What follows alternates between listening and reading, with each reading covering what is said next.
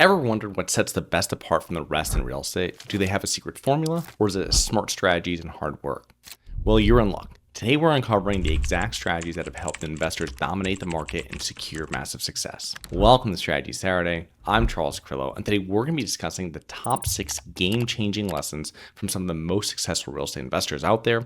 So if you're ready to take your investing game to the next level, stay tuned. You won't want to miss these crucial insights that could transform your approach. Ready to find out what they are?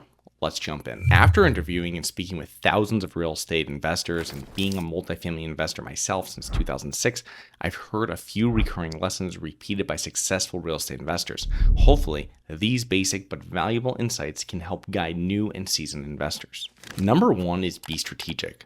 Determine your long-term goals and develop a plan to obtain them. If you want to purchase 50 units over the next 10 years, be specific in your target area and stick to it. One issue I've heard from real estate investors who have encountered challenges is having small properties scattered everywhere. Now compare this to some successful investors that I've interviewed, such as Brian Driscoll in episode GI 247, who only purchases properties in one zip code. Now this rule that Brian has makes his acquisitions and management much easier, because he already knows about the real estate in that zip code and more than any other investor, which makes it easier for him to pull the trigger, makes due diligence much simpler, and it gives him a huge advantage when looking at properties, estimating renovations, submitting offers, setting rents, and managing tenants. When you focus, agents, investors, and real estate professionals consider you a much more serious investor. Number 2 is thorough due diligence. Now, performing thorough due diligence is the cornerstone of being a good investor. Due diligence is needed on the market, the neighborhood, and the property itself. Don't avoid hiring multiple inspectors or contractors during the physical due diligence phase of the purchasing process. This small price is worth the honest feedback you will receive, making you a more informed and confident investor. Number 3 is fixed long-term debt. So if you purchase 1 to 40 unit rental properties, 30-year fixed debt is readily available. But if you're purchasing a commercial property, let's say, the debt terms are usually 5 years, 7 years, or 10 years before you need to refinance. Now, even though the interest rate is typically higher, opting for longer debt will give you peace of mind as an investor. Now you have 10 years to renovate the property, increase the rents, and increase the value. At the end of the 10 years, you can refinance the property, take out some cash, and continue to receive monthly cash flow. Number 4 is focus on cash flow. One way to minimize your risk when buying real estate is to purchase a property that is already cash flowing. It is typical for investors in hot markets to overpay for a non-cash flowing property because they believe they can quickly add value and raise rents, resulting in the property starting to cash flow. Now, this is a risky strategy commonly practiced, but investors who want to limit their downside risk only purchase cash flowing properties. It offers the investor the ability to hold the property throughout the ups and downs of the real estate cycle without having to cover the property shortfall. And this is one thing you'll see during hot markets. You'll have new investors come in there because they see all this money that's being made on people that hold properties for 1 year, 2 years, 3 years. But that's not true real estate investing. That's real estate speculation. True real estate investing is when you're going to buy a property and your proposed hold time is 5, 10, 15 years. Now, obviously, if someone's going to pay you triple what your property's, what you bought it for in 3 or 4 years, you're probably going to sell it, right? But you're going in there with the mindset they're going to hold this for a decade or more, and this is the business plan that you're putting in place for that. Number 5 is always have a reserve fund.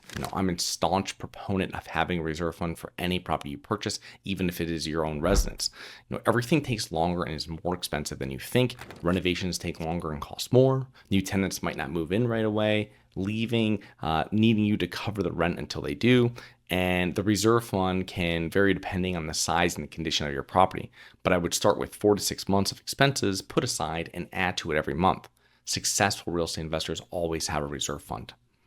Number 6 is build a reliable network. So successful real estate investors have a network including real estate agents, contractors, vendors, property managers, attorneys, lenders, handyman, and other investors.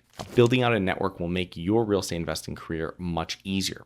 When there's a problem or a question, reach out to them. As you do more deals and work with people within your network more often, they will become more accessible and more vested in your success. Now, when I say investors in there, obviously they're not going to be really invested for your success in the future. But the thing though is that every time I've done deals with full-time investors. And when I was coming up, it was one thing that what I would do is always keep their information, and I would always send out, or when I had a question, I would send a text out to them and be like, hey, who would you use for this? Or I'd give them a call. They always picked up, they always responded, and I always got good information. So anybody that you're working with, and you've worked with them before, and if you're in a market and you're a professional, and they're in a market and they're a professional, the chances are that you're doing deals with them. There's been investors that my dad's bought and sold properties with, that I myself have bought and sold properties with, that my brother has bought and sold properties with. So when you're doing that, that means that you guys are building a relationship, even though you're looking for properties, probably the same type of properties. Sometimes you're going to get a call from them and say, hey, I have too many properties, or I'm trying to sell this, or whatever it might be. You might get a deal, and you might be able to use any kind of questions you have and bounce them off that other investor. And that is something that most other people don't have. And when you have access to this reliable network, that's going to put you ahead on other investors. It's going to give you a leg up because you're going to have more knowledge, and you're going to have more people that you can speak to verify what you think is correct, or maybe it's not true. So I hope you enjoyed. Please remember to rate, review, subscribe, submit comments and potential show topics at globalinvestorspodcast.com. If you're interested in actively investing in real estate, please check out our courses and mentoring programs at syndicationsuperstars.com. That is syndicationsuperstars.com. Have you always wanted to invest in real estate but didn't have the time, didn't know where to find the deals, couldn't get the funding, and didn't want tenants calling you? Since 2006, I've been buying income-producing properties in great locations that provide us with consistent passive income while we wait for appreciation in the future and take advantage of tax laws while we're waiting. And unlike your financial advisor, we invest alongside our investors in every property we purchase. Check out investwithharborside.com. If you like the idea of investing in real estate, if you like the idea of passive income, partner with us at investwithharborside.com. That's investwithharborside.com. Nothing in this episode should be considered specific, personal, or professional advice. Any investment opportunities mentioned on this podcast are limited to accredited investors. Any investments will only be made with proper disclosure, subscription documentation, and are subject to all applicable laws. Please consult an appropriate tax, legal, real estate, financial, or business professional for individualized advice. Opinions of guests are their own. Information is not guaranteed. All investment strategies have the potential for profit or loss. The host is operating on behalf of Syndication Superstars, LLC exclusively.